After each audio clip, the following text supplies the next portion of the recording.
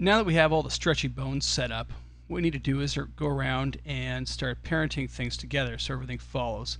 At the moment, the head essentially is not pulling all the facial bones with it.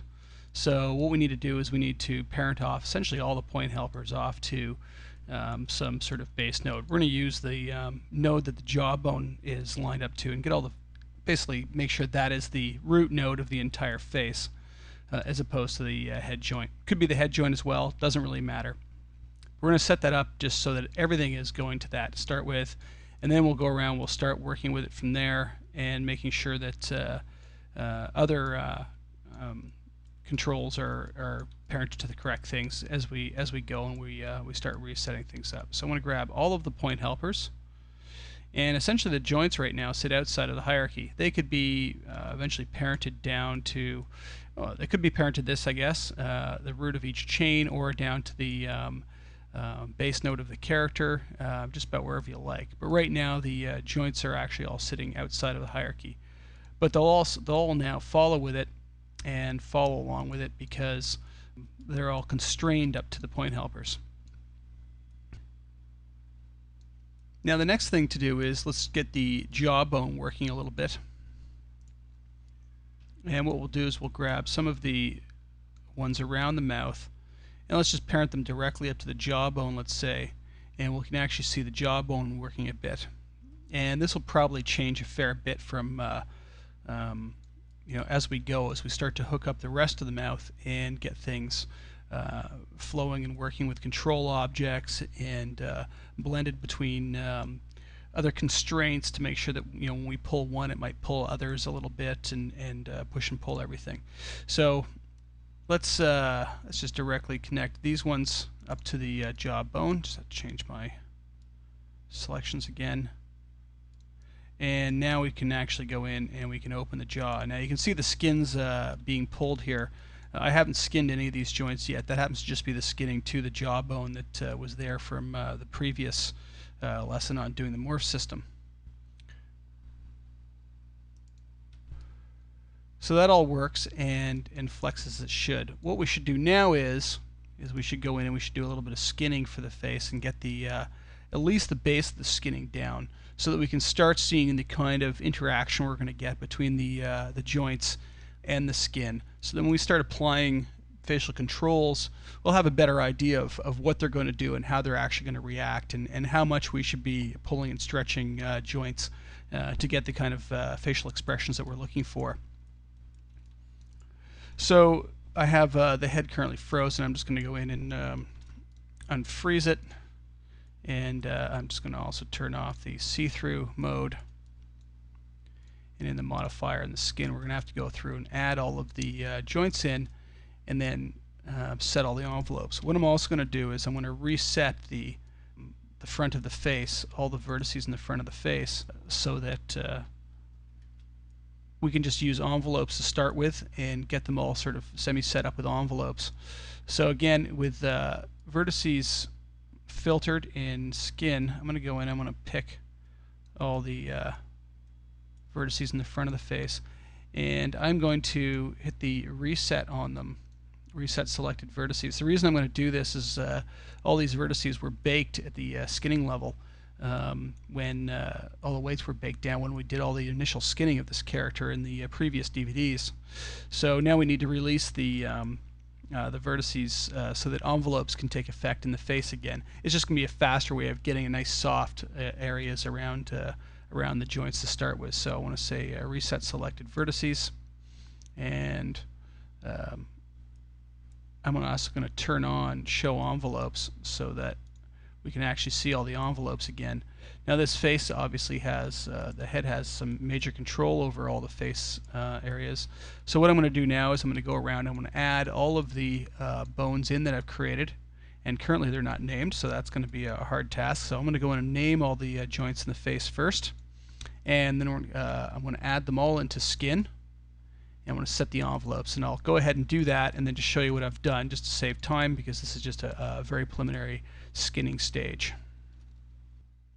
So now I've done a quick pass on the skinning and just added all the bones in. I also renamed everything so it had some sort of useful name. renamed all the points.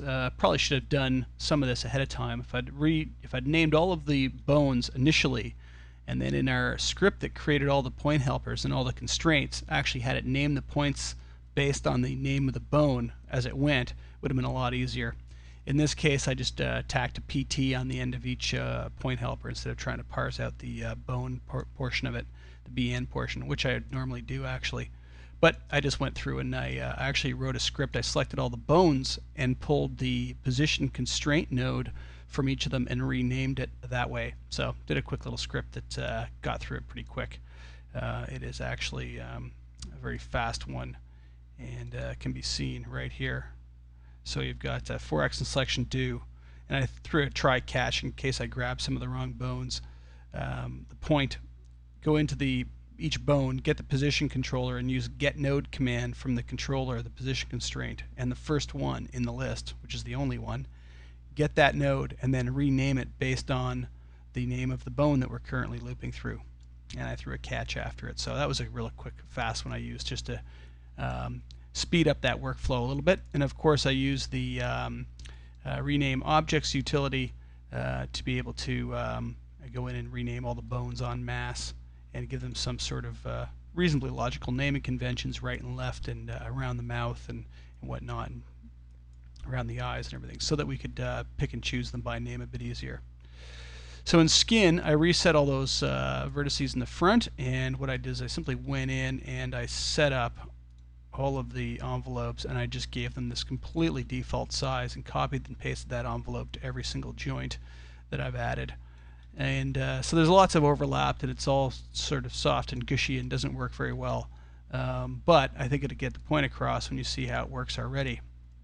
If we go down and we start grabbing some point helpers and moving them around, you can see that we're already getting some nice soft facial distortions from pulling these control points. Obviously there's too much overlap in some of them, but I think you can get the idea of once we work on the weighting and go in and start doing some paint weighting and weight the bones properly, we'll have quite a nice setup for being able to deform the face of these joints. If we take a look at the eyebrows up top, they work great, and again, they're deforming too much, but it looks like we'll be able to get some pretty nice distortions of the brows out of these controls, and that's the whole trick. So it looks like we've already got some good placements of joints, and we should be able to get some of the looks that we want.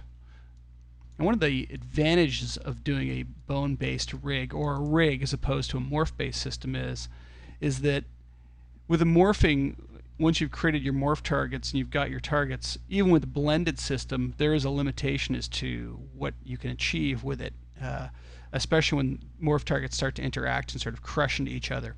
It's nice because it's easy to set up, it's easy to control the setup of it for the morph-based system. And it's probably actually faster to set up than the bone-based system. However, the bone-based system actually gives you almost limitless control if it's done correctly. It has to be, you have to take a lot into account to make sure that you've got it working correctly. But essentially you can get a lot of control over it if you build your control system correctly. And what we're going to do for this character is we're actually going to do a sort of a layered control approach, so that we've actually got several layers. It's often a case where you want to be able to create a smile, but if we had a control for every single joint intersection around here, and we had to pull every single one of them to get that smile, it'd be a lot of work to get it. There are some basic overall functions we need, like the jaw opening, so that when we open the jaw, it's one control, and the mouth opens correctly. Being able to pull the corners of the mouth around, pull it into a smile, and control some basic top-level controls to get overall features to deform correctly. Then we're going to set it up so that we've got sub control systems where we can grab every single joint intersection and tweak it individually. This way we have sort of a layered approach to the rig, the facial rig. The animator can pose quickly out the main poses, and then go down to the second level and go in and tweak it and make sure that it does exactly what it needs to do. So you've got really nice control over it. So I'm not going to work anymore on skinning at this point. I'm actually going to go in and tack in some controls so that we can start manipulating the face. I want to start with basically the top level and then go and put the finite controls in after that, which is really just going to be somewhat of a mundane task of going in and tacking one onto each an individual joint system around as we go. But first off, I'm going to get the top layer control system working so that it actually deforms really nicely.